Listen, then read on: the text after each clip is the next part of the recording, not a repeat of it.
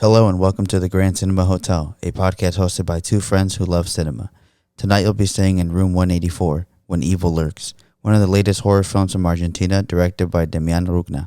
So go ahead, get comfortable and throw on the Do Not Disturb sign as we try to exterminate the infected in When Evil Lurks.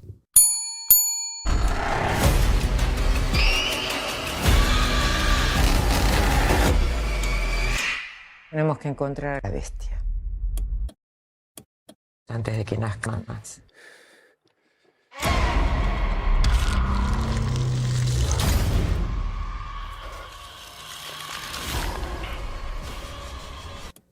What's going on, all my rotten ones, and thank you for checking back in. As always, if you're listening on YouTube, make sure you like and subscribe. I'm Gus, and I'm joined with my co-host Alvaro. What's going on, Alvaro? What's up? We're here to talk about a really interesting movie today. Halloween, of course, is right around the corner, so we had to do at least one horror episode, and I don't think we could have picked a better one, right? Yeah? The film, like you see in the title of this episode, is When Evil Lurks. I saw this movie because I saw that you saw this movie, and a lot of my mutuals on Letterboxd, it just started piling up. So I was like, okay, I want to see what this is all about. But why don't you tell me about your theater experience? Because I know you had quite the interesting one, right? Yeah, so, I heard about this movie because, there's all the TIFF, as they say, Toronto International, which a couple of months ago, always releases a good amount of films like there. I know one of the other ones I'm looking forward to is Hitman, but it always takes around a couple months or month and a half or something for the films to start showing up. So around our local theater, all of these started coming up like in the same day. And a lot of them aren't very long, but I just really wanted to catch it. But then that's where I first heard of this horror film. It actually feel like it came more into, like, I was obviously interested in watching it. I had heard pretty good stuff about it, but I think it came more out of being able to see it because it was accessible. And when I got the tickets and I was the only person there, I always assume that by the time that actually gets to showing, the other people will show up. And the movie started like 25 minutes in. I always think maybe somebody's going to walk in late or something, but no. It was 11:45 at night, so on a Thursday, so maybe that has a lot to do with it. Of a Argentine horror movie, right? Yeah, and Orange County sometimes does, that specific theater does pick up on some of the smaller films, but you kind of got lucky, honestly, after watching two other films that day. So sat there by myself with this movie, prime seating. I think that obviously made the experience a lot better, just because that's how you would envision as a kid when you watch a scary movie in your room. But just picture the huge screen, and I just kind of felt like we always joke about the guy from Memoria who gave himself up to the screen, right? Mm-hmm. Yeah, and he surrendered himself. I felt like that without doing the crazy, actually surrendering myself, but that's how I gave myself up to this movie. I did want to ask, I know you tend to keep things a lot more in perspective than maybe I do about, like, okay, calm down. It's just a scary movie, right? Like, how scary? Like, no, this isn't actually scary. What, right? I'm an adult. I don't get scared of scary movies, right? Yeah. But don't lie. Did this add to it even just a little bit, that you were completely by yourself alone at night with I would say a pretty fucked up movie, right? Yeah. It's not like you were watching The Exorcist or something like that, or like one of these remakes. I think it's in good context too to know that, like, our theater's pretty big, the one we go to. So a lot of the theaters are, like, the specific rooms are always pretty vacant in general. So, like, at that time, it is kind of like you just hear far sounds, of somebody sweeping the popcorn or something like that. So there is this added tension to it that I think as somebody who, like you said, doesn't like, I enjoy these movies a lot, but then at the end of it, like, not like I was really scared. Was like, if anything is gonna happen, it's here. You know what I mean? Like, if somebody is waiting for the perfect moment, somebody sitting in the back or something. Did you do any halfway through once you had surrendered yourself? Did you feel like Robert De Niro in Cape Fear, where he's just laughing in the theater maniacally, like Yeah, honestly, just, or like Sam Neill in The Mouth of Madness, you know, when he's in the movie theater? yeah, I mean, we'll get into it, but there was like what really made it cool is being able to have that first experience and being able to be like, oh fuck, like without worrying like about anybody, you know what I mean? Mm-hmm. And like there's this pacing to this film. Obviously, we'll get into it, but like, it's a tension. There's a lot of tension the whole time. It's like a pressure cooker. And when something finally does get to the level that you might expect it to, I still think it goes over it. I just was like, oh fuck, like, you know what I mean? It felt so good, honestly, to like, okay, this is gonna go right. And obviously, there's films that start that way and it gets worse, you know, or whatever. But I think the added. This happens with a lot of the films that end up being my favorite horror films, because they're not American. There's not these American things that are tied to these tropes that they have to do. I do feel like they're more what we always kind of describe it as, and like there would be demons in that place, you know? Yeah. Like in Japan, in a forest, that sounds like where a demon would live. Yeah. Not in Cincinnati, you know? But so I think that always adds to it too. And I mean, it just was a very unique watching experience. But out of all the movies that I watched that day, which was 4 of them, that was my favorite one. Yeah, that's really lucky that you got to see it by yourself. It's like you had your own experience outside of just going to the theater. Like you had a personal experience, you know? Yeah, and I'm sure many people who have been going to see The Exorcist have been having this experience too, and they're the only one there. Yeah, it's the Goku and Vegeta. We should fight somewhere where it's empty, right? The Exorcist believer. I just kept looking back. I was like, is Goku here fighting? Yeah, seriously. No. And I did find it interesting because there was a mutual, I would say, on Letterboxd that it's kind of always on top of things like that too, I would say. He had a really similar experience too. He said he was the only person in the theater watching it, which I just think ends up really reflecting on what the budget that we're going to end up getting to, what this movie is. I'm sure most theaters did not get this movie. But the good thing is, you know, it'll be in Shudder in a couple of weeks or days. I don't even know at this point. Yeah. So from the time you're hearing, from the time of this recording to probably when you're hearing it, it's already out. The date is October 27th when it releases on Shudder. Can I ask you an honest question? If this movie had come out on Shudder and wasn't in the theater, would you have even seen it? It might have been more, had to been about like hearsay, I think. I mean, as somebody who's openly talks shit on here about Shudder, it's hard to say. Maybe not.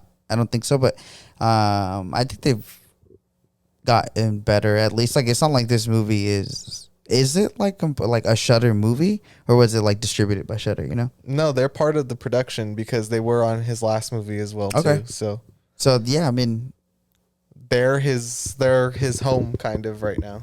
I mean, that's good. I mean, but I don't. It's hard to say. I maybe not. I don't think so. That you would have seen it, or I don't know. I don't know if I would have liked it as much.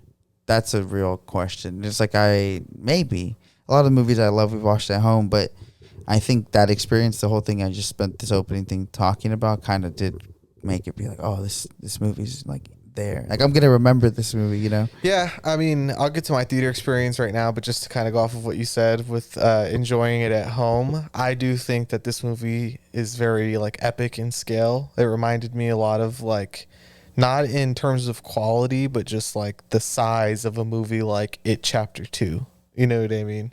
But with like half the running time, honestly. It reminded me it's also. just like from place to place to place to place to place, like moment to moment to moment, like all gas, no brakes, no one is safe. And I do think that the theater experience enhanced that, you know? Yeah. Like, it reminded me of, like you said, like a M. Night Shyamalan movie. Yeah, I could see that too. Or a movie like maybe something like The Mist, you know? Like Doc in the Cabin, kind of. Yeah. Yeah, The Mist. I I'll mean, talk about. I The was gonna save Changeling. this for later, but I do like when horror movies feel like they have to have the bad ending, and usually if the world is ending, that like really helps too. And like this movie kind of feels like that. And it's like Us, Knock at the Cabin. All right, spoilers. Sorry if anybody hasn't seen these movies, but I like when a horror movie gives you no hope. So like by the end, you're like, oh fuck, like I saw the opening chapter, and whatever happens after this is going to be exponentially worse than what I just saw. Like the ending of Us when they're driving away, and like sure it seems like it's a happy ending, but you see how long this chain goes, and you see helicopters in the distance, and you realize like this is the start of like what would be similar to like a zombie apocalypse, right? But it's like, oh, okay, I just saw how it started. I'm not even getting to see the worst part of it. And I thought this movie did that really well too. Like we see like the birth of this evil that has been promised to us from the second it starts, and then it delivers on that promise. And by the end, you're like, fuck, I wish there was a second one. Like not to be like, oh, I want this to be a franchise or whatever, but just you're like, oh, like I couldn't believe it was over when it was. Yeah, I get what you're saying. I mean, that's like I feel like the feeling of when I know I really like a movie is feeling that way. There's certain ones that we watch and we know there's gonna be a second one, like Dune. You're like, I need it now, but something like that, you have so many questions.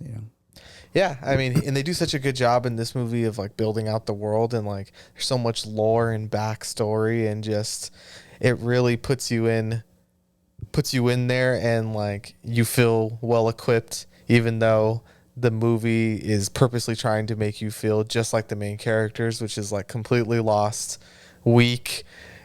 You don't have a fucking clue what to do. You know what I mean? But they do a good job of like cluing you in on the way that the world works, and like you can get that out of the way. Like the church is dead, the government doesn't help. Like if anything, they might have put this here. You know what I mean? Like the 7 rules and stuff like that. Like I really like the way they built out the world in this, the director built out the world in this movie. And like, I could see so much more, but then at the same time, I'm like, this is golden. You don't need to do this.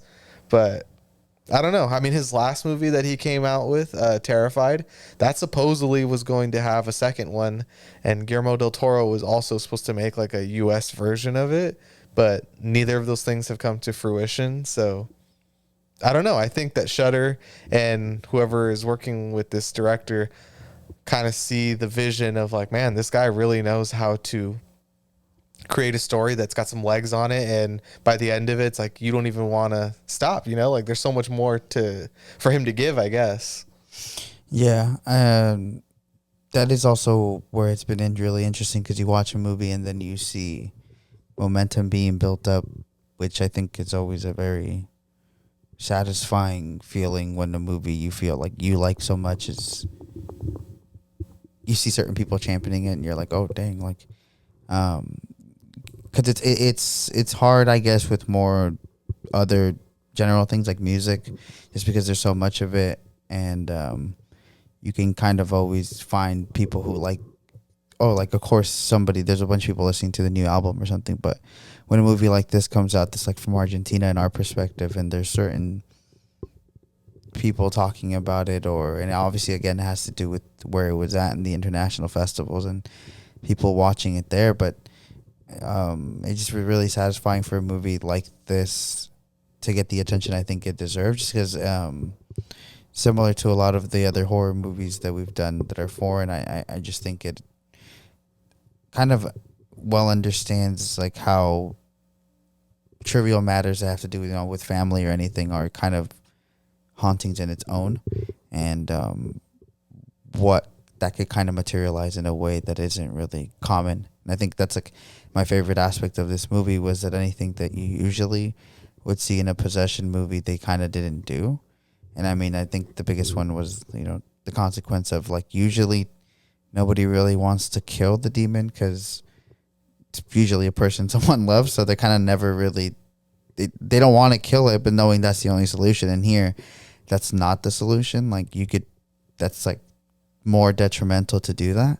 And And I also think that the stakes here, like you said, the world building, the stakes become very like anything can happen here very fast, and like that has a lot to do with the elements of the animals, and I think that's like in a rural place, the type of animals that you have are very equal to, like example, the folklore horror that we liked from Lamb, and Yeah. it like There's literally a lamb or a goat in this movie that is possessed. and so like it goes from you have animals that are haunted, but then you have personal scars and these issues with people, your family, your traumatic past that are also demons in their own path. And I think to be able to mix those two, I just think the movie has it all, and every type of horror. It dips into everything. And like you said, it's a end of the world type of apocalyptic, and like to be able to make that in such a tight runtime is insanely impressive to me. I think it's only an hour 35, an hour 40, and it feels like it's 2 in a good way, but also feels extremely fast. Yeah. Like and that's what I really love about movies like that, where it's like I love when a short movie feels like it was really long, but because it's so good. You know what I mean? Like it's a very fine line, because sometimes you watch a short movie that feels extremely long and you're like, how is this still going, and like for instance, I've watched over the past couple days a couple of like the early 1930s horror movies, just to kind of broaden the horizons, see the source material. And it's like so painfully boring how a movie that's only an hour long feels like 3, and it's just like no tension, no dread, no atmosphere. And it's like obviously it's there in the moments that are meant to be scary. And it's like the best they could come up with back then with the things that with what they had. And I'm not marking them for that, but it's just like the camera just turns and it's like, there he is, and like that's it, and then you're like, wow, that's what I waited 58 minutes for, is to just see the mummy, and then like the girl passes out, and They they're were like, like, oh, the movie ended. Isn't it scary that it exists? Yeah, That's yeah, not yeah. scary enough to you? So not to say that those movies are trash, even though they kind of are, but it's just that movies like those that are like an hour long, I've been watching a few of them, and it's like they are painfully boring and they feel like they're 2 hours long, and like maybe I'm just being anti cinema here and not respecting the past enough, but I can't help it when I watch these really old movies like that, like from the 30s and stuff. And then when you see like a movie now and it's only an hour 30, but it feels like just jam packed from start to finish, and it's like that's so much more satisfying for me. And I don't think it's because I need all my movies to be like that, but it's a feeling that like of adrenaline, because it's like this movie, I didn't know anything about it when I walked into it, like I had seen people talking about it. I know that you had seen it, and then I saw Guillermo del Toro actually recommend it on Twitter, like he, go see this movie. It's from Argentina, because he always is holding it down for the other Latin filmmakers out there, Especially right? horror, yeah. So I was like, okay, like I'm not gonna look up anything. I'm just gonna go watch it. And it was the same thing with like Barbarian, right? And like another one that I really like Malignant. It's like these movies where I didn't know anything about them. I just went and watched them, and I always find that to be like an extra level of satisfying. You know what I mean? Yeah, I mean, you don't know what you're going in for, and it does feel like you can genuinely look at the movie, how the information is presented to you, and feel like the world building is genuine or not. Because I do feel like if you read stuff about it before or even see a trailer, you know what you're kind of going into, and then that helps you, put the pieces together in terms of if you're trying to find in the middle of the movie where this is heading and what the plot device might be, or, the twist. You're like, well, it's this type of movie, so I could expect X, Y, and Z. But if you're just in it with the movie, I think you see it in any way that most people would have seen it before the internet. And I think that's still a majority of times. Mm-hmm. Like, so I think that kind of it becomes kind of like the true nuance of watching a movie and being able to judge it as like a clean plate, like, and be like, did I actually like this, or is there influence in any way, And obviously when it comes to doing this, I do like thinking it's best to go in without knowing, but then there's certain movies we get hype off the trailer, you know. So I mean, one prime example of getting hyped off the trailer and being extremely disappointed was Ennis Men. yeah. And like watching the trailer, I was like, "There's no way I'm not gonna like this movie. This movie looks really fucking cool." And the things from the trailer are in the movie, but the movie's boring as shit to me, you know. And like, if you would have told me, not that I predetermined before, but you know, if you would have told me that I was really gonna not like that movie and think it was one of the most boring movies I've seen in recent times, How? Huh? like, yeah, I'd be like, "What do you mean?" You know? How does it turn into that? Yeah, I mean, especially after you watch certain things and you kind of build, I would say, patience towards watching movies and figuring out if a movie is really good, and it just has you waiting for a long time. I think sometimes people hate that about a movie and they're like, the movie sucks, but that's not. If the movie's, you know, the director's intention is to have you wait until the end to be revealed something, it could be that the revealing is really worth it or not. You don't know until you experience it, and I do think that kind of lost my train of thought there where I was going with that, but yeah, sorry, I lost my train of thought. No, you're all good, man. I think we should probably get into the movie and the director at least a little bit. Argentine director, fourth movie. Why don't you go ahead and say his name so I don't butcher it? It's sorry, I said it in the intro, but it's Demian Rugna. Yes. So, like I said, his fourth movie, his previous movie, Terrified, is on Shudder as well. I have the faintest feeling that I have seen this movie because when I saw the poster for it, I was like, oh, I remember that. And when it came out is around the time I did have Shudder, but it was before I was on Letterboxd, and my IMDb was like, I had a watch list on IMDb, but sometimes I wouldn't keep it consistent, and then I'd have to go back and be like, oh, I think I watched this already, you know? So, like, that one is not on my watch list on either of them, but I'm like, I feel like I've seen this, you know? But I'm not going to say for sure. So this is my first movie with him. Interesting thing I learned about him, and I think it really shows in the movie now that I know this, is that he also makes heavy metal music.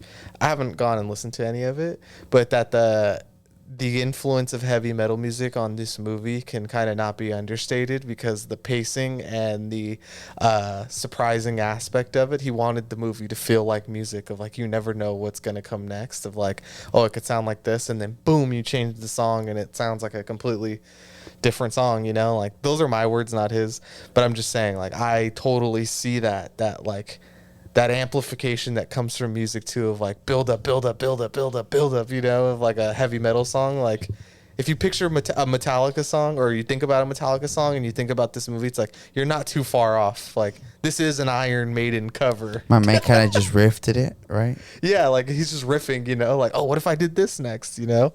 And he said that that's kind of where the aspect of nobody being safe came from, because he wanted the scripts to actually feel scary, you know? Like, there's a difference between jump scares and feeling scary, and it's like a feeling, like a pit or like a knot in your stomach, you know? Like, that's at least how I felt watching this movie, of like, oh man, if like at any second, I don't know, is the kid gonna die?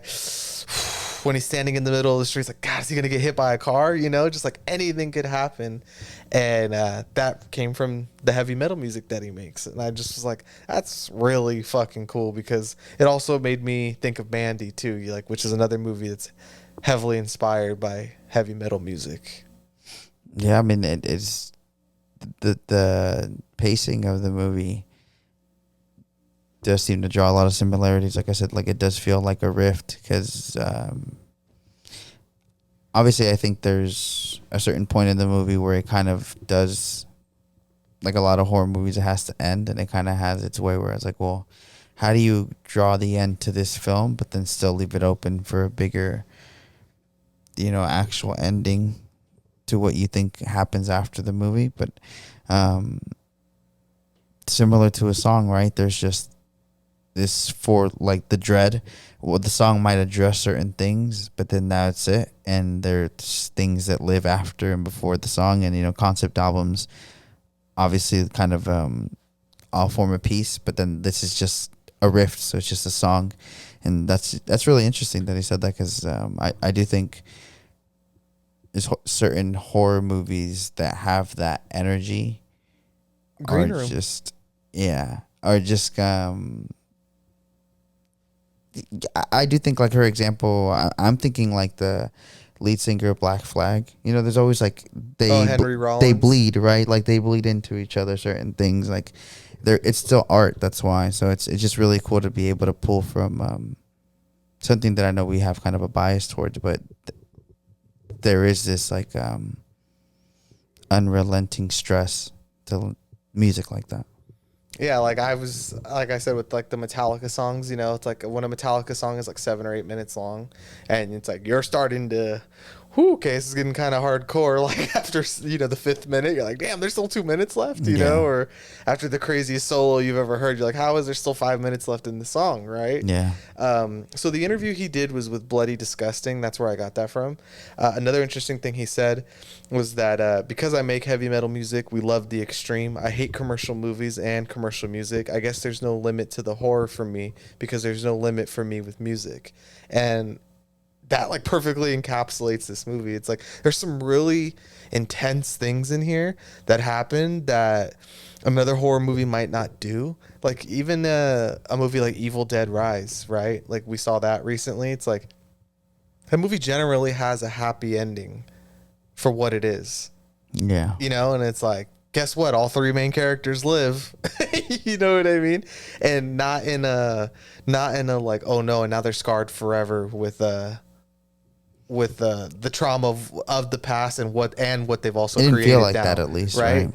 It's like, I mean, spoilers for Evil Dead here. It's like once they killed the Deadites, they're literally like, fresh new start, let's go. You know what I mean? It's like, isn't everybody so happy we survived?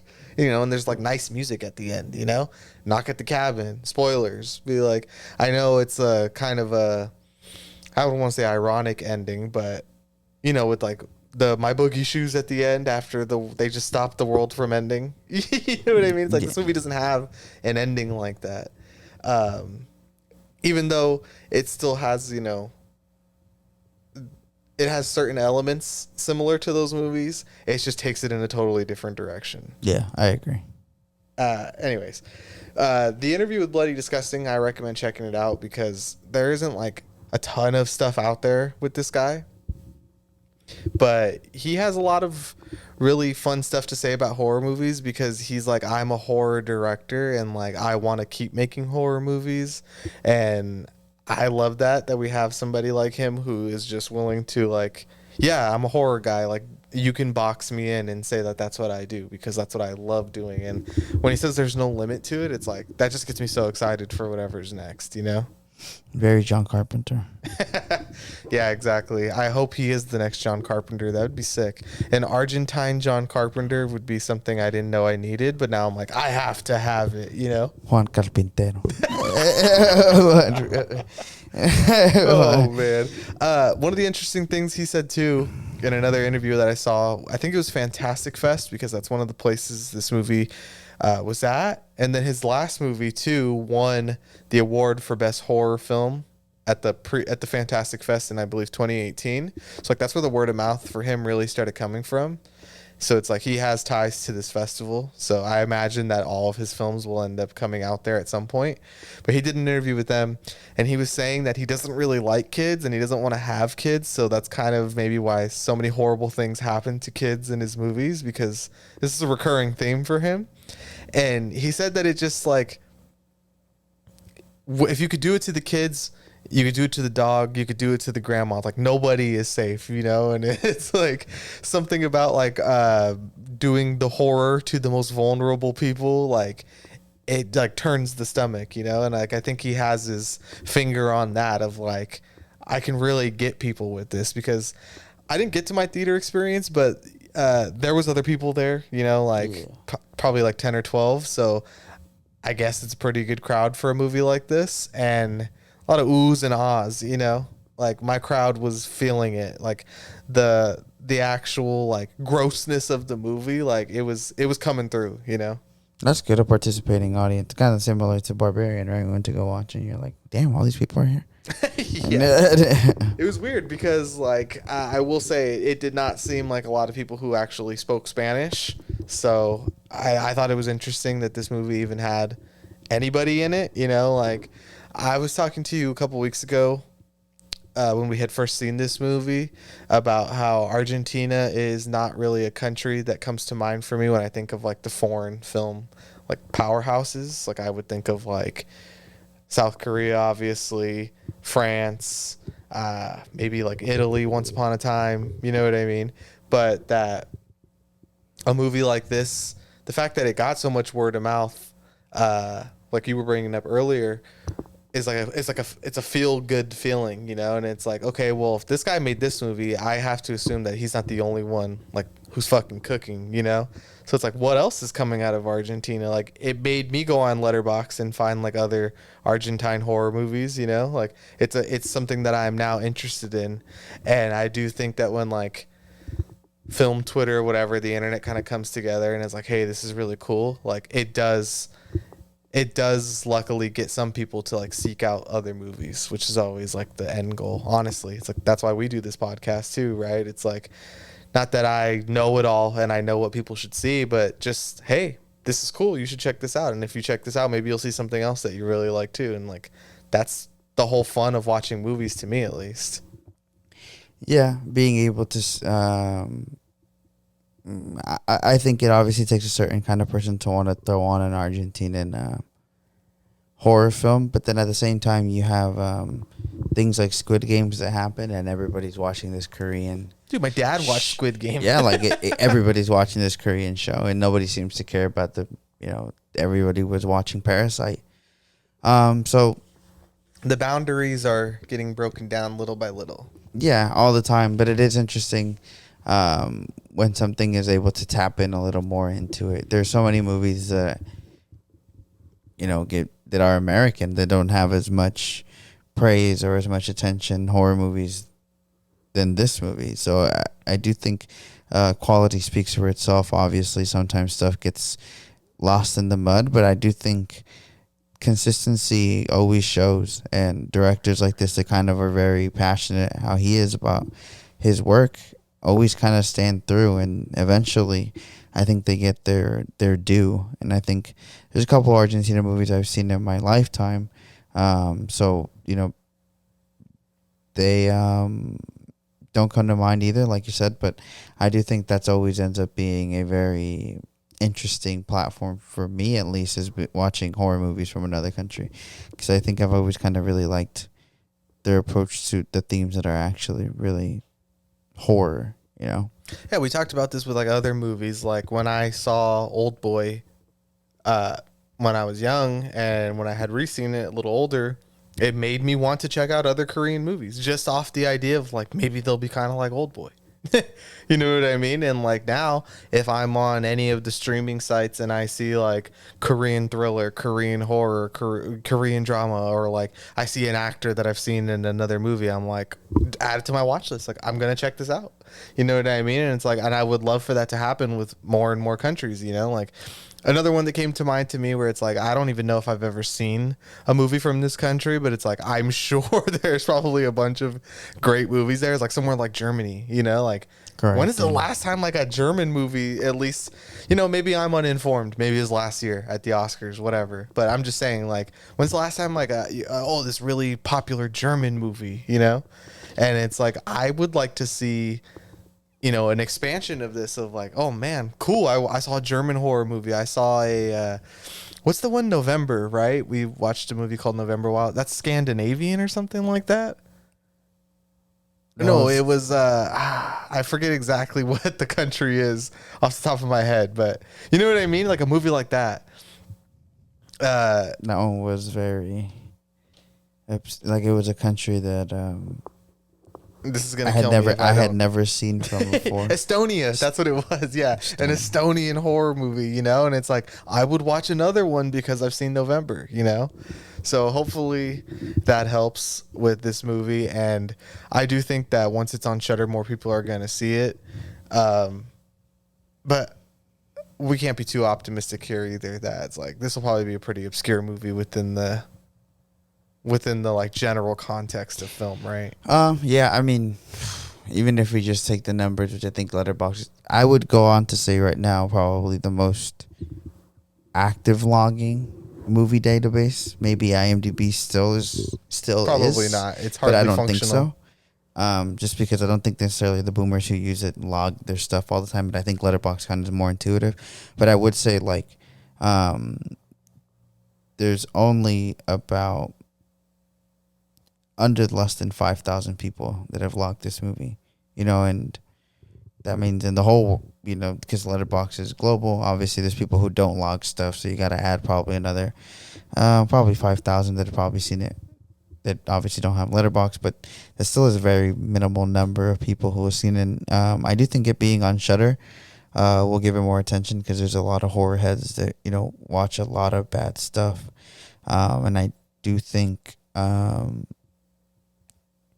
certain horror fans from like specifically Shudder that are open to foreign films, I think will kind of find by this point, I think there is a lot of hype by anybody they might know, and I think that it's only going to kind of work in his favor, similar to movies like I guess like Prey, for example, where obviously I do think it's a good argument to be like, if the movie came out in the theater, I don't know if it would have had as much attention.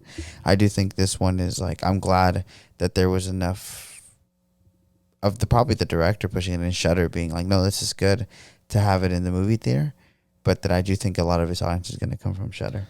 So a movie I watched recently that I brought up last time was No One Will Save You, and I just wanted to compare it, not because they're so similar or anything like that, but it's like that's a Hulu movie that kind of came out of nowhere, but it's on Hulu, right? So that has 132,000 like logs Exactly. on Letterboxd, and I do even think that that's the difference between Shudder and Hulu. Like if this movie was on Hulu, I could see it being like maybe 50,000, 60,000. Yeah. I still think that there would be a buffer because of the language barrier. I think so too, yeah. Unfortunately, we still live in the world that Bong Joon-ho is talking about, of like 1 inch of subtitles is a breaker for some people. It's like, I'm not going to watch this movie. I will say though, for this movie, to its credit, this is a good thing. It's like, this movie is so disgusting, I don't think there is going to be a huge general audience for it anyways, like in the way that, like, I don't know. I know Saw is really popular right now, and it's like even The Exorcist is kind of like a gross out movie because of how they look, like with the makeup and stuff. But Saw is so much about like the gimmick of the trap, like the fact that it's like this Rube Goldberg fucking Pee Wee Herman machine that kills you, versus like, spoiler, a woman holding her son's caved in head and eating his brains out. Like, those are the kind of things where, like, I don't know, your boomer coworker lady's gonna be like, I didn't like that. You know what I mean? Like that. Not that it was like she's actually scared, but she's like that. Like I don't like to look at things like that. You know what I mean? It is this. I do think general. Just want to say like this general people that aren't even into movies, for example, don't ever want to see stuff that's nasty or disgusting. So I get what you're saying. Like, so my wife was talking to one of her coworkers about horror nights, and the coworker asked my wife, like, why would you go to something like that? And she's like, well, what do you mean? Like, I like horror movies. She's like, okay, like I get that, but why would you want to be in one? Like, why would you even want to simulate the feeling of being in one? Like, what drives you to like, that's a good feeling? Like, I would seek out that feeling. You know what I mean? So it's like sicko, bro. A woman holding her kid and shoveling his brains out like Indiana Jones in the Temple of Doom, but like not played in a comedic monkey brain way of like, no, sit there and look at this image. You know what I mean? It's like, I don't think that most people are going to want to look at that. It's different than Freddy Krueger slicing up a teenager. It's like, there's a level of like almost parody to that. It's like, it's cartoonish. Like when Tom and Jerry cut each other in half, or like Itchy and Scratchy, like there's a level of comedy to those kind of things. And I think that this movie doesn't have anything like that. A lot of people's big no is seeing a kid get hurt. I've come to find out recently, like it's enough for them to be like, nope, I'm turning this off. This isn't good for me. I'm like, of course it's not good, but I do think that it's somebody like me that is often telling you that it doesn't scare me. Like, like it doesn't actually scare me, but I can partake in the, like, when you go to Disneyland, yes, I'm floating in the boat with Peter Pan, but like the same way you buy into it.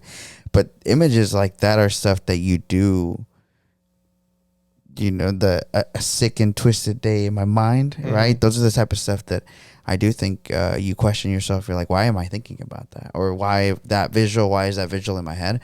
But then those things are so personal. And then here comes a horror director, and in the healthiest way possible, you put it in a creative type of environment, and you showcase how horrible that feeling would be. And I think the same what you're talking about. At the end of the day, both horror nights or a movie, any of us, and your wife included, know it's a movie. So there's the half buying, like, yes, I'm scared, but it's still a movie. So I do really, really want to be scared watching this movie. Yeah, like what you said about like certain images being too much for people to like, no, just turn it off.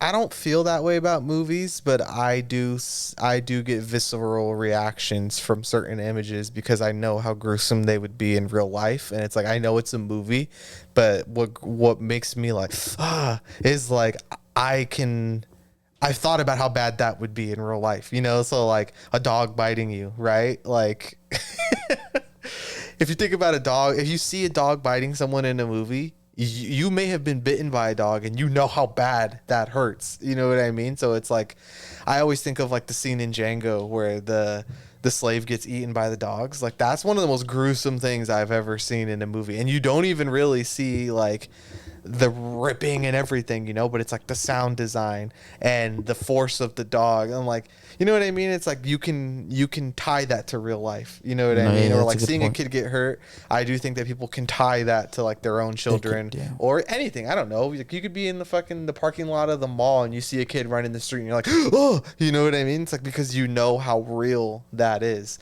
versus, I don't know, Jason slicing a lady's tit off. You know what I mean? You're like, yeah, sure, that happens, but it's much more gruesome in a Jeffrey Dahmer type of way. It isn't a guy in a hockey mask chopping a teenager in half. That's when it becomes a movie element that we've that is the slasher, the American slasher, which there's a lot of good ones too. There are a lot of the ones that we end up liking are more realistic, that's for sure. But I think, again, that kind of goes back to the movie we're talking about, it being these gruesome images or thoughts of horror. You've conjured up differently, I've conjured up differently, and that's what makes this movie interesting, is that all of these seem to come from a very unique perspective on what a possession should be in this world, at least. So the images of that like seem very direct, where he's like broadcasting from his brain. Let's do the synopsis here and then we'll get into it. We won't do the whole movie obviously, but we'll go through some of our favorite moments and just how exactly this movie works, because it does work in a particular way that most possession movies do not. In a remote village, two brothers find a demon-infected man just about to give birth to evil itself. They decide to get rid of the man, but merely succeed in helping him deliver the inferno. And I really like the choice of inferno. You know what I mean? So we have these two brothers. They live on a farm, very remote village. Honestly, doesn't the world feel like it's going to end? It kind of has that like No Country for Old Men feeling, where it's like they live in this world that feels like it already, like the apocalypse like rolled through town and left already. And it's like the remnants of a town. You know what I mean? It's that movie with Mark Wahlberg and the Wind. Oh, that's not The Mist. That's the I forget. It's really bad. Like people really the one with hate Zoe it. Deschanel. Yeah, but like it's. I know it's really bad, but that's what it's basically. It's like whenever this wind passes by, you never know where it's coming from or whatever. But that's what it made me feel like in the movie. The Happening. Yeah. I just remember that movie because everybody fucking hates it. I've never actually fully seen it. So I've But anyways, I'm hating vicariously. I just if that many people don't like it, there's obviously stuff wrong with it. I just don't like Mark Wahlberg, man. But they made me feel like that, like when you're talking about anything can happen. It made me feel like even in aspects of this movie, like is the wind part of what's wrong here? You know that you don't exactly know where this evil is coming from, and but very early on, you kind of get a hint with some very disgusting imagery, obviously. Yeah, so let's talk about that at least, because there's pictures of it online. So our infected man, what's the word in Spanish? Because the subtitles and like the way I've seen it referred to in writing is the rotten, but do you know what the actual word is that they're using? Well, it's because it's not like Argentinian, but I remember them. It was a specific word. That's why it didn't stick. Honestly, it was a specific word because one, it's Argentinian Spanish, but it wasn't something that I would usually say, and I think it was alluding like because I think it might have been El Podrido, but I don't exactly remember which would exactly be the exact translation for that, but I don't remember. Okay. So we'll call him the rotten then, right? Or the possessed. But it's this man named Uriel who has left this village and is back now with his mother and his brother. And the the effects work on this is just terrifying. You know what I mean? Like so textured, so raw, so gritty. If I could actually imagine a physical like Jabba the Hutt that's like leaking. You know what I mean? Like that's not what this demon is, and it might be the grossest demon I've ever seen, or like the grossest possessed person I've seen in a movie. You know, like sure. There's the greats out there like the Reagans and stuff like that, but this was just like so gross. Like it felt like smell-o-vision. You know what I mean? Like I felt like I could smell them. You know what I mean? Yeah, I think the only thing it really reminded me of, recently, which we talked about, Talk to Me, like where they're at when they go into where the hand, like that's when you see the person, and then it did also remind me of like Suspiria when the witches take off and then you see what they actually look like. So they're like blobs too. You know what though? To this movie's credit, and to hate on Suspiria just a tiny bit, that's some pretty bad CGI at the end of Suspiria versus the physical, or not the physical, but the practical work here. I do get what you're saying though. It's like how gross they look, but the credit should be given here because this is practical work and it is so good. Yeah, it's pretty disgusting. Okay, so let's go on about the plot just a tiny bit here. So the two brothers, right? Let me get their names here because I have them. It is Jimmy is one of the brothers. Jimmy. And Pedro, right? And these two brothers, they obviously have a lot of past trauma. We learn with Pedro, he has a family that he has kind of abandoned at some point, it seems like, but also has a lot of drama with the ex-wife, alcoholic, kind of just a general failure, I would say, right? Kind of on all aspects. And you have his seemingly devoted brother, Jimmy, who is played wonderfully by, I believe his name, is Demian Solomon, and then the actor who plays Pedro is Ezekiel Rodriguez, I believe.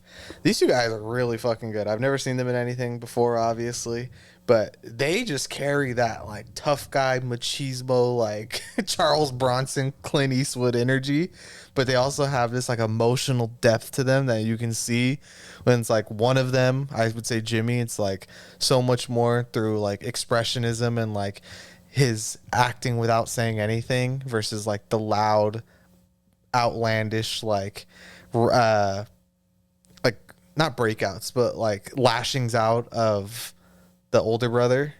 and like they're totally different, but it's like, man, they have this like tough guy man energy.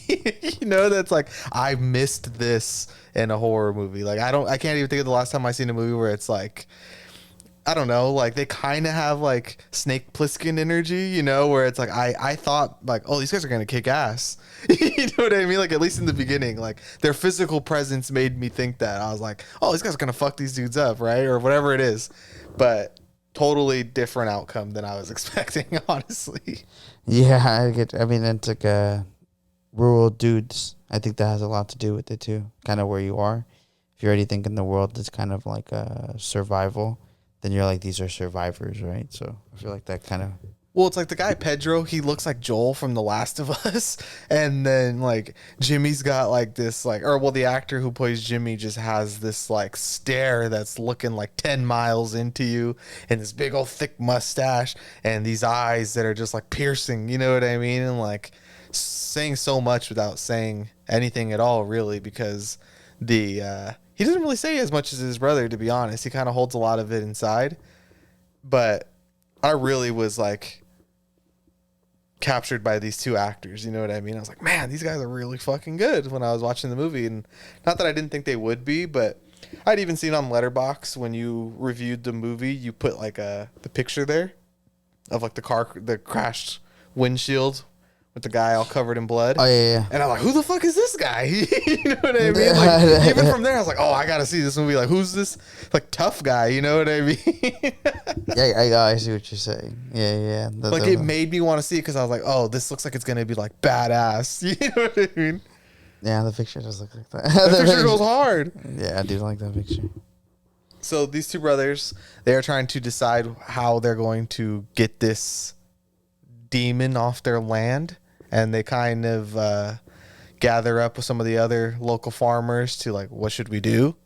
And this movie is very much about the bad decisions that they make and how they keep making bad decision after bad decision. And like one of the rules that we talked about is like, you don't move a possessed person, which is like, I don't think I've ever heard that before in a horror movie. Have you? No, I think because that's not something I've seen. Like, let's move them. Yeah, I think a lot of it had to do with like, once you kind of go more into the movie, of kind of being fucked from the get-go because of that rule, and then kind of like them being able, the family identifying that this person is possessed, that they should have left on their own will, or before it got bad they should have left because they know what this is. They should have been familiar with what this is. So then trying to move it, I just think that ends up coming down to the same thing of the folklore of this country, or of the time that they live in, thinking you could just put the haunting somewhere else. I think it's just like when you have no other things to think about. You're like, what would be a way to not have to worry about, because you're not killing him, and I think that is another aspect that the demon is telling you openly, that if you kill them, like, I'll come to you next and I'll come to your house. It's almost like it's like when you have a problem at home and there is no solution to it, that it's there. And so how are you going to live with the consequences that this decision is going to cast upon you?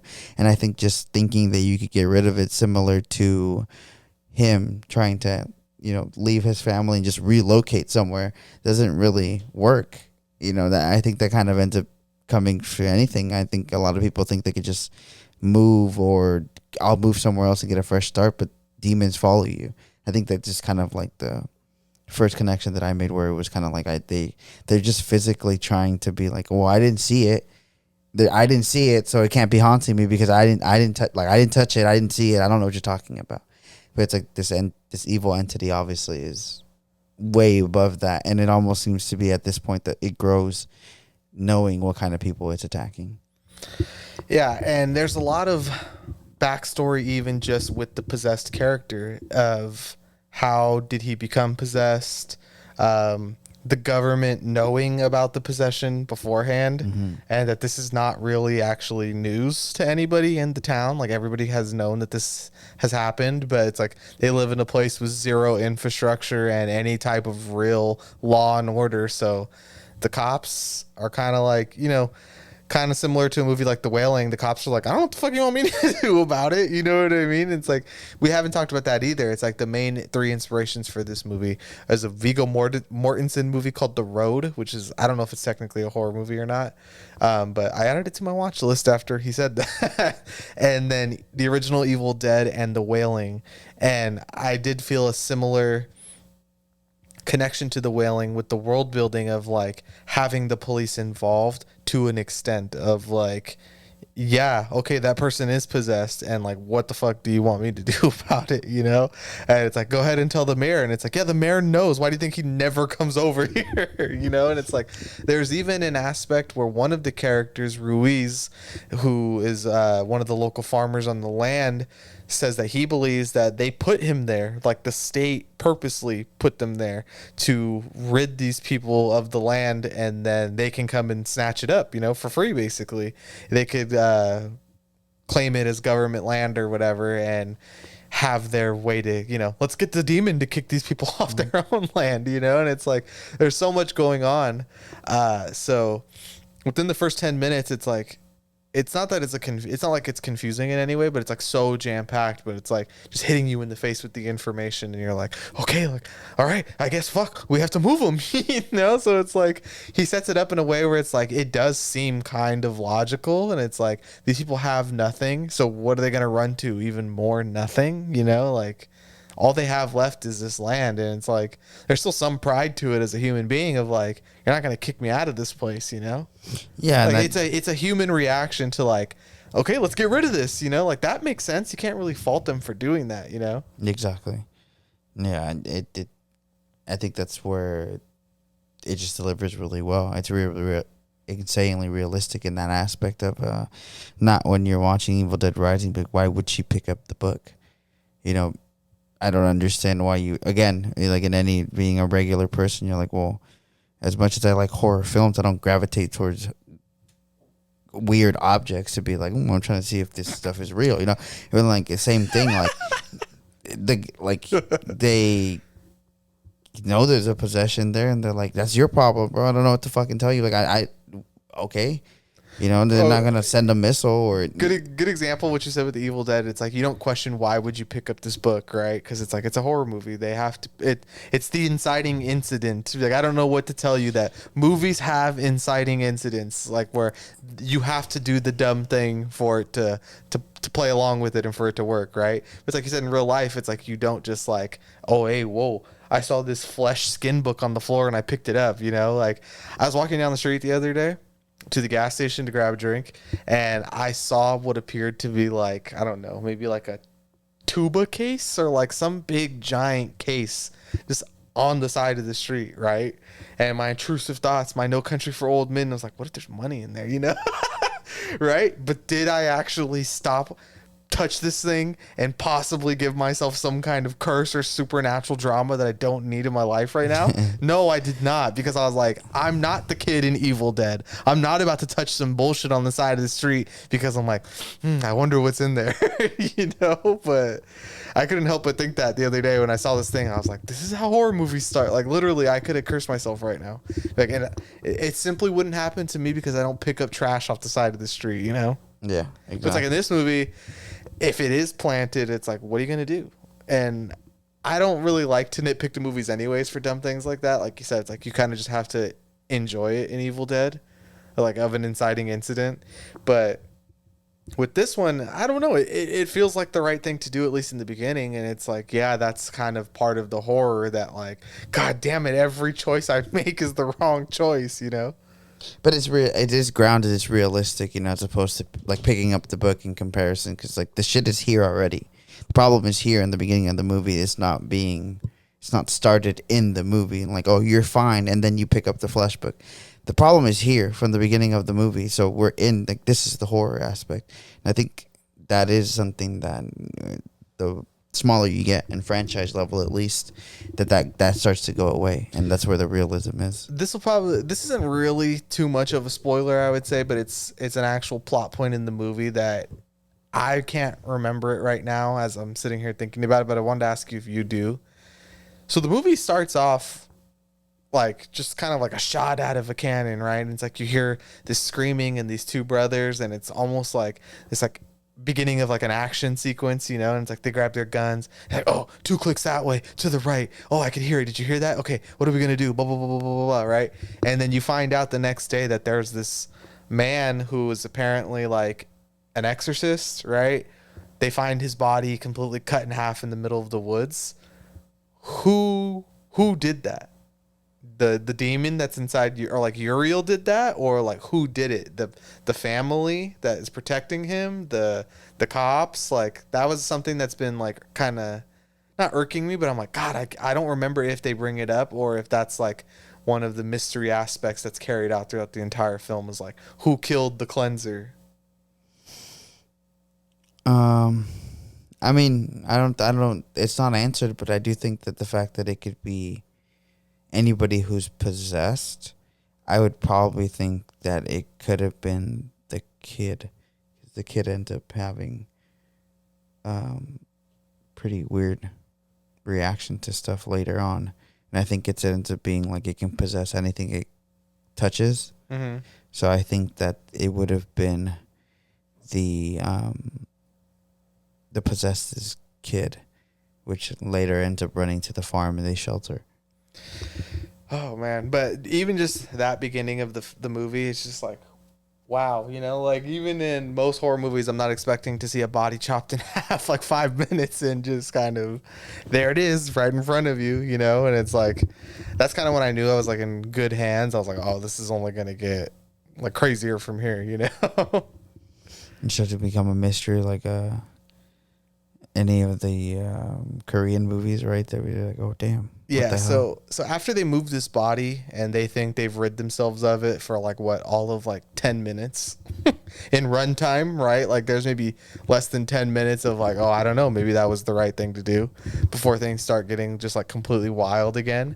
But from this point on, the movie just becomes our main character Pedro, like it almost becomes like an adventure movie, because it's like not the biggest world, but he's constantly going from like point A to point B to point C, and it's like everywhere he goes, the evil follows him.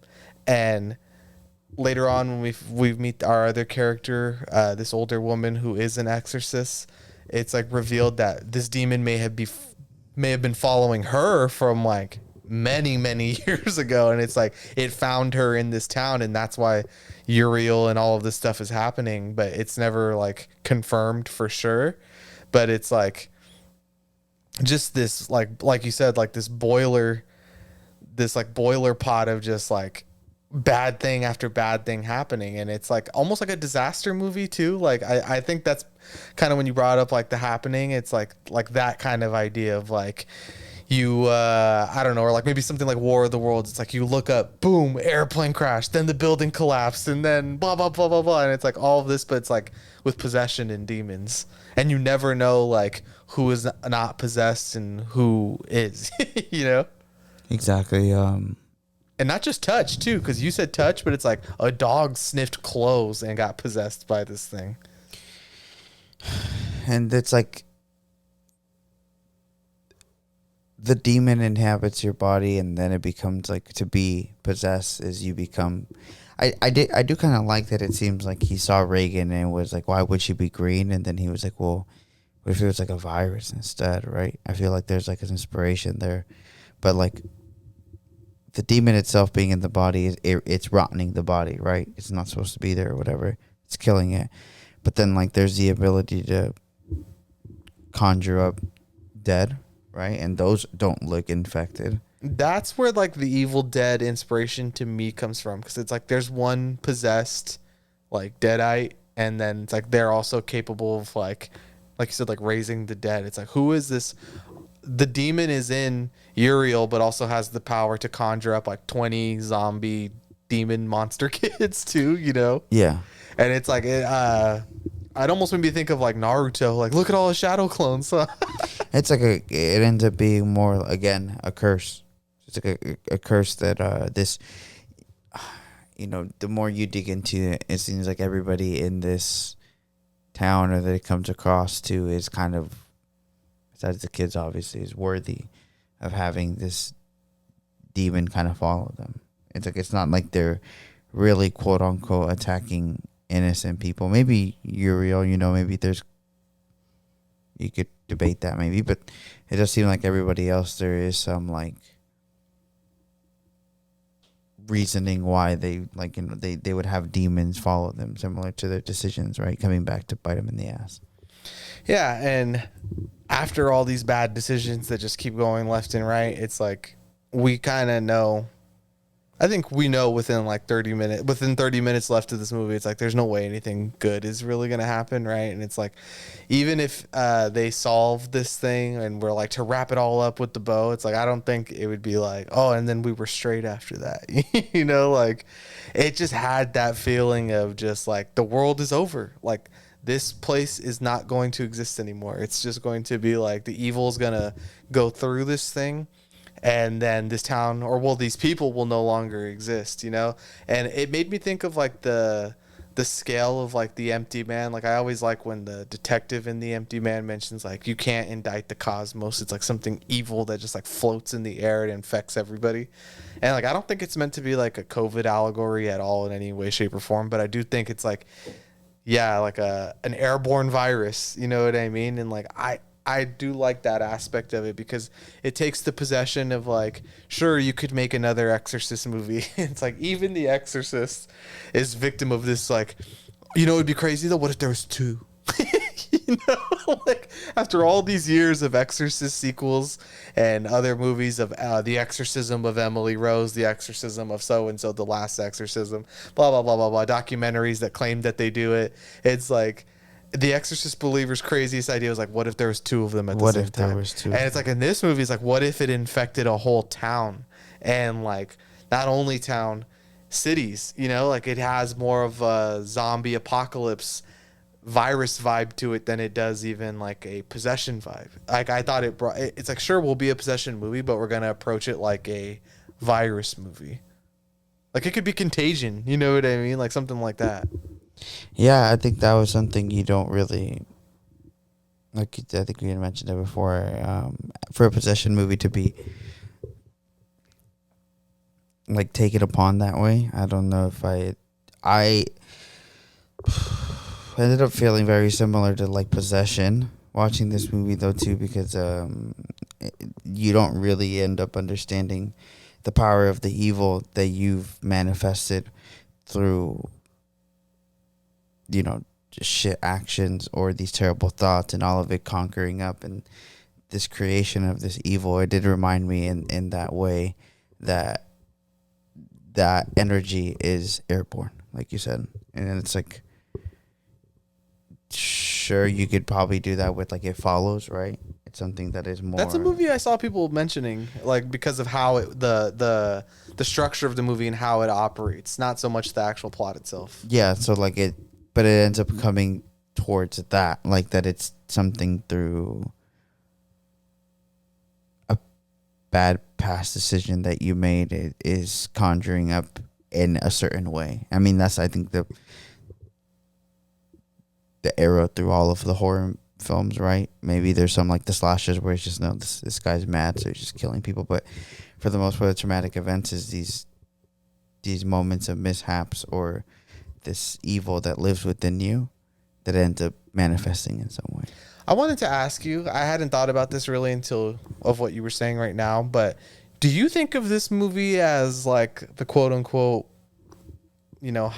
term that people don't really love? Some people do, some people don't, but like the elevated horror. Do you think of this as like an elevated horror movie? Do you think that the real demon is trauma? Like I don't really feel that way about this movie, even though I think it tackles a lot of those things.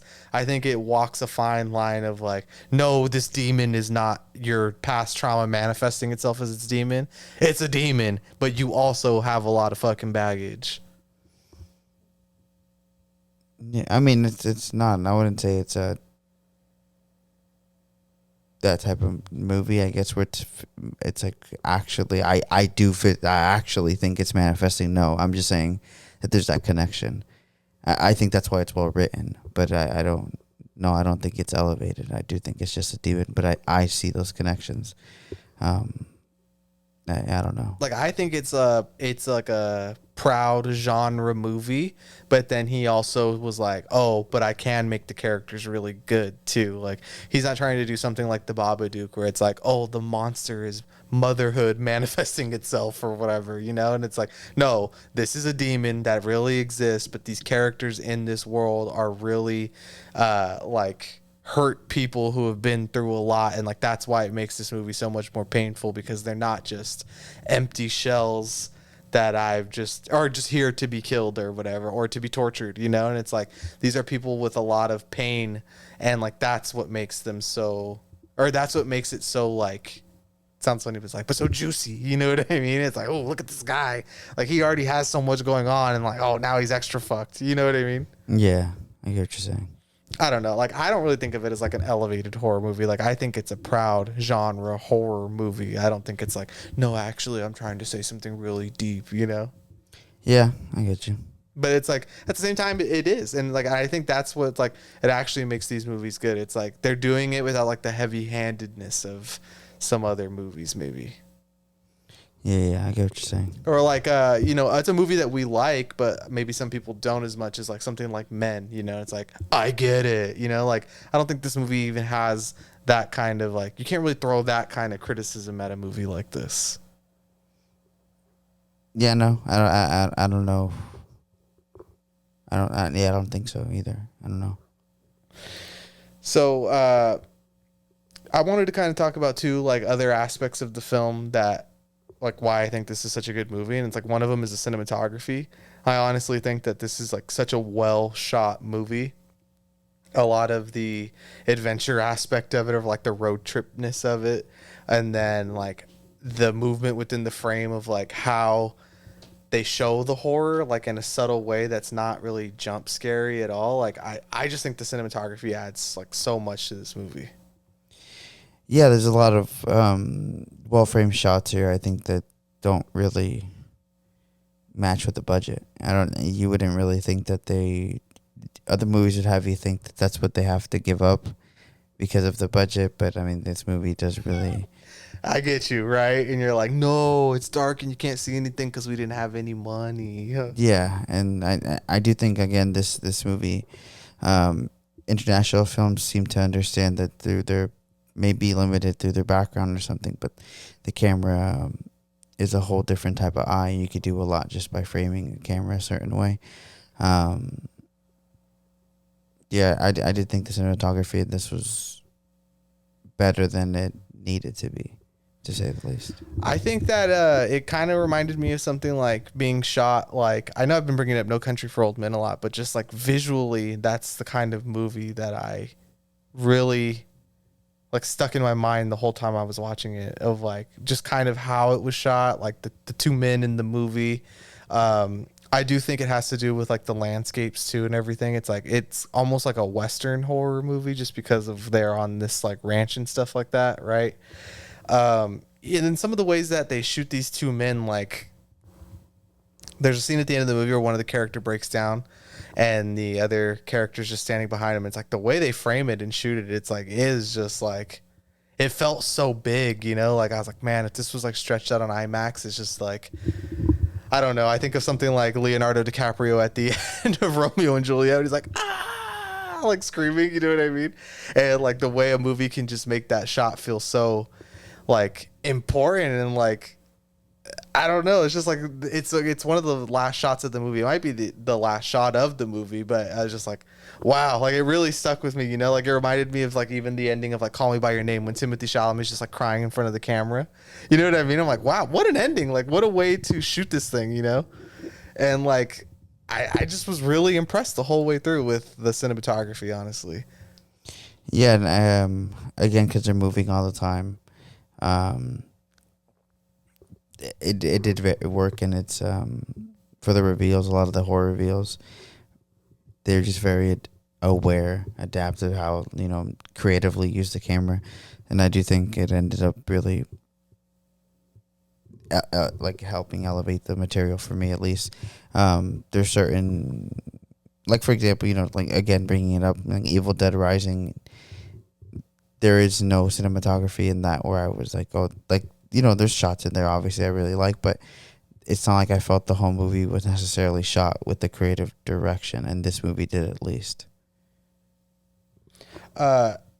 Yeah, I don't know why they felt the need to go so extremely hard for this movie, like with the cinematography, because it's like, yeah, you don't have to do it, but it's like, it just adds so much more. And like, I recently thought about Talk to Me or just other kind of low budget horror movies, and it's like some of them honestly look like they're just shot in like a Airbnb with no lighting. You know what I mean? It's like this one feels like this Western adventure, like Wim Wenders inspired like shoot, you know what I mean? Of like, I want to catch these massive landscapes and these just like this cosmic scale of evil, you know? Like even when they present the entity once it's been born, it's like this like religious, like majestic experience, you know, of like, oh look, they shoot it like it's like an angel, you know what I mean? Like being born.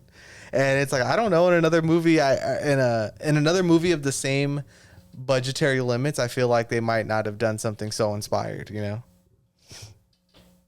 Yeah, I think it again has to do a lot with how they view the elements in this, or how the director views or the culture views the elements in the story. So then the portrayal of it, how it ends up coming through, which is a different point of view, I think. Another person I wanted to shout out, because this is another aspect of this movie that I think makes it work so well, is the editing, and his name is Lionel Cornstein, and I just think this person did a phenomenal job. Like this movie leaves no room really for any kind of breath or like let me catch up. Like it's just electrifying editing, honestly. Yeah, I think I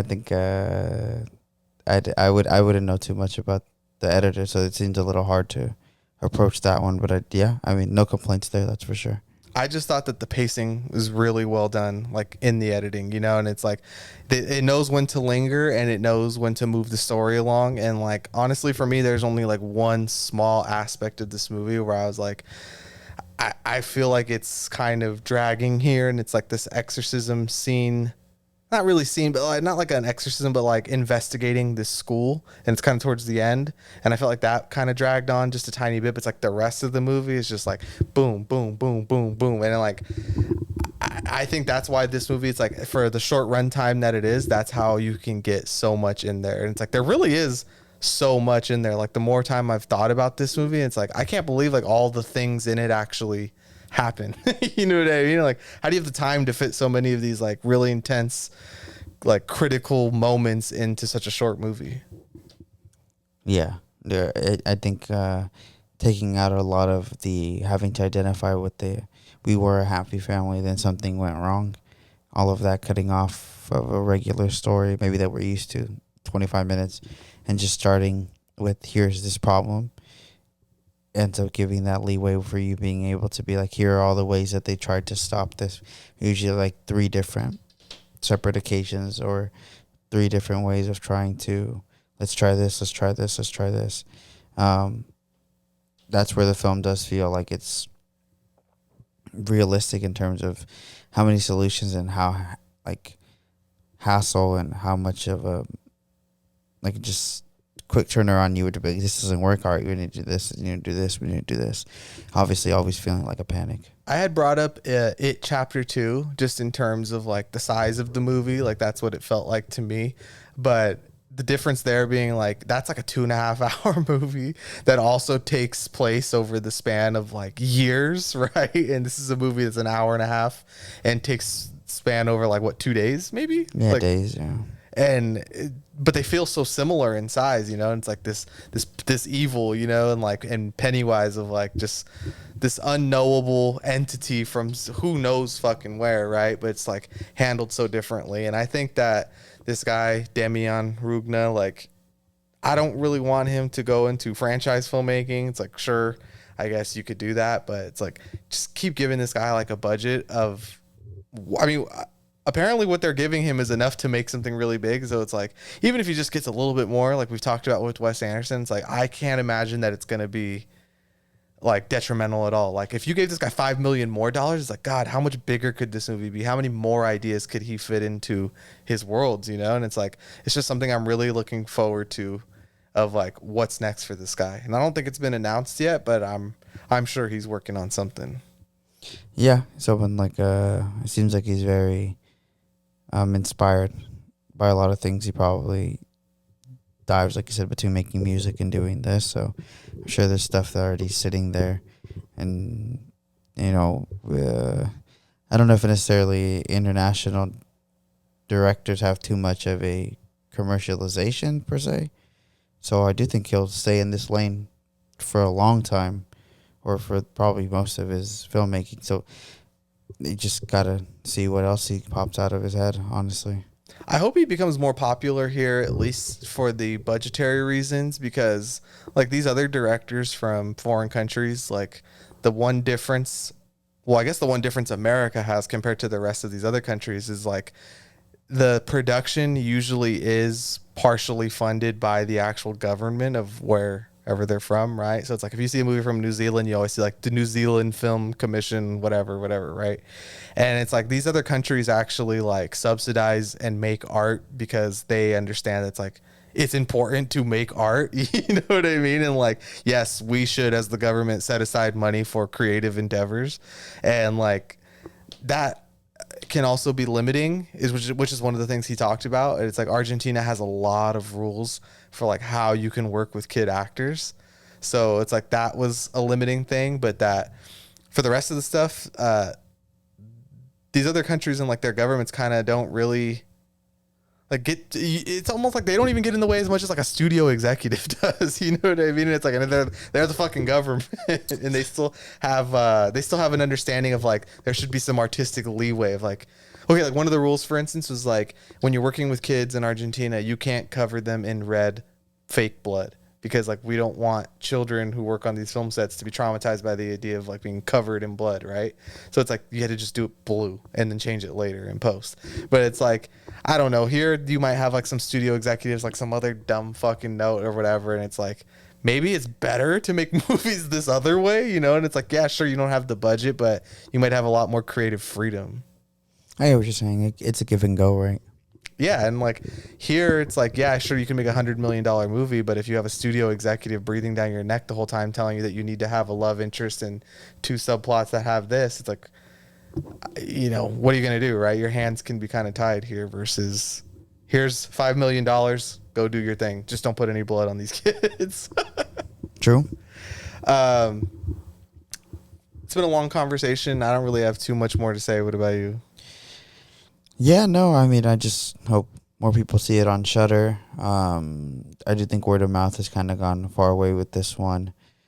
It's a perfect season to go and watch it. I don't know how much long. Yeah, I mean, up until its release point, I would assume it's going to be in theaters. Don't know how many theaters are still playing it now.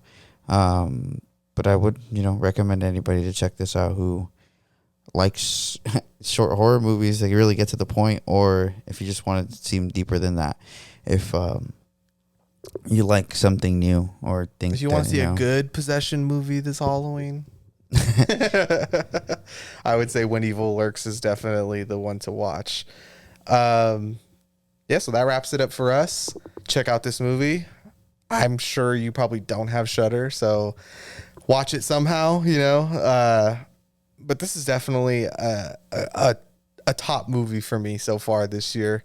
This jumped up for me pretty instantly into my rankings of like, yeah, I'm pretty sure I'm gonna be talking about this one at the end of the year. Maybe the best horror movie I've seen. I don't know.